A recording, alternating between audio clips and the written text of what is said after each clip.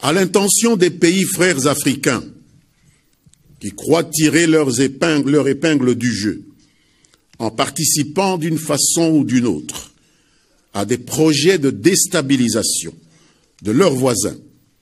par certaines puissances non africaines qui veulent, contre toute évidence, faire admettre qu'on peut apporter la démocratie par les canons,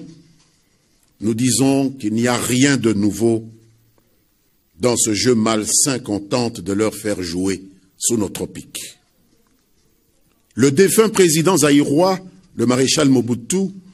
s'y était prêté en son temps, souvenez-vous, en offrant il n'y a pas si longtemps, depuis notre territoire, des facilités pour aider à imposer le maintien de l'Angola dans le giron occidental, au plus fort de la guerre froide. Souvenez-vous, il a aussi permis l'installation de bases militaires au nord-est de notre pays, dans l'actuelle province du Haut-Ouélé.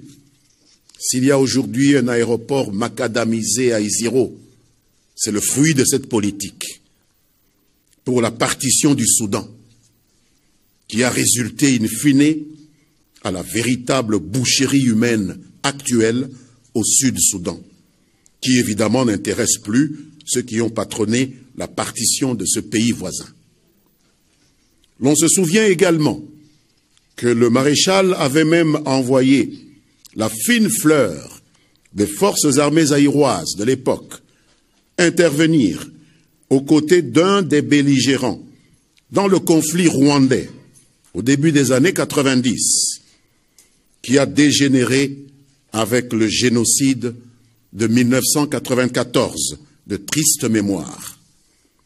Tout cela dans l'espoir naïf de tirer une quelconque rétribution substantielle pour lui-même et pour son régime. On sait de quelle manière il a été jeté, tel un Kleenex, dans les poubelles de l'histoire, après avoir été usé, utilisé par ceux-là même qui lui faisaient croire qu'il était leur partenaire de prédilection. Mesdames, Messieurs, ces expériences malheureuses, très récentes, devraient inspirer la génération actuelle des dirigeants africains à comprendre ce qui suit. Premièrement, les États n'ont que des intérêts, ils n'ont pas d'amis. Deuxièmement, la République démocratique du Congo, tout comme certains autres pays africains ici et là, connaissent certes des problèmes, mais aucune solution importée du dehors de leurs frontières ne pourra y apporter des réponses durablement favorables à leur peuple. C'est ce que Patrice Emery Lumumba, d'heureuse mémoire, nous a inculqué en insistant pour que l'histoire de l'Afrique soit écrite en Afrique, que l'histoire du Congo soit écrite au Congo, par les Africains, par les Congolais, et non à Bruxelles, à Paris, à Londres ou à Washington. Troisièmement, les pays africains qui se hasarderont à servir de tête de pont ou de sous-traitants à des stratégies extérieures hostiles à la République démocratique du Congo,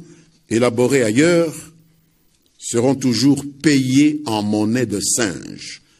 en plus de la résistance farouche du peuple congolais à laquelle ils devront s'attendre, parce que nous en avons maintenant les moyens. Quatrièmement, l'Union africaine et la Conférence internationale sur la région des Grands Lacs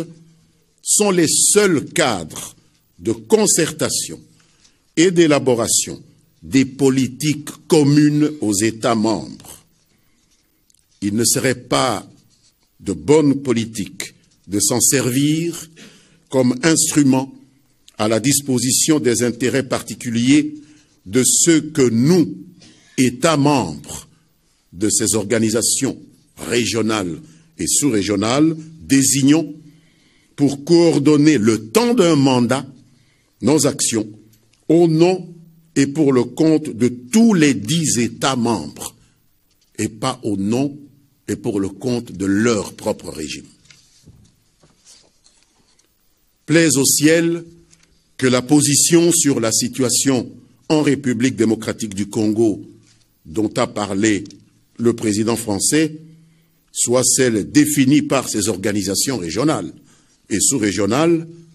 en plein accord avec la République démocratique du Congo elle-même, qui de ce fait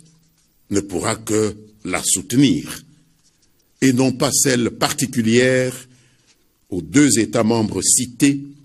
par M. le Président Macron dans sa déclaration. Si tel n'est pas le cas, le peuple congolais s'assumera, comme par le passé,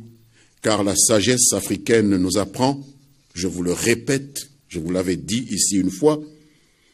que si l'on voit un lion débordé de gentillesse à l'approche d'un troupeau de brebis, il faut s'en méfier, car cela n'est pas l'expression de l'amour qu'il éprouverait envers le troupeau, mais plutôt celle d'un appétit vorace, dissimulé derrière un simulacre de compassion qui cache mal sa réputation de prédateur. Et lorsqu'un prédateur se met à jouer au vigile